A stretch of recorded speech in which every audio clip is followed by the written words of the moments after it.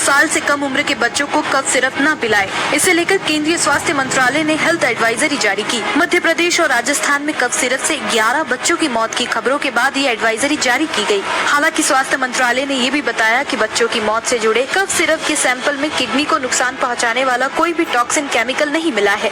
स्वास्थ्य मंत्रालय के अंतर्गत आमतौर पर 5 साल से कम उम्र के बच्चों को कफ सिरप नहीं दिया जाना चाहिए। इससे बड़े बच्चों को अगर कफ सिरप दिया जाना है तो उनका उपयोग सावधानी पूर्वक किया जाना चाहिए। स्वास्थ्य मंत्रालय ने ये भी बताया, जिस बच्चे को दवा दे रहे हैं उसे निगरानी में रखें। बच्चे को कफ सिरप की उचित खुराक दी जाए और अन्य दवाओं के साथ कफ सिरप नहीं दी जाए।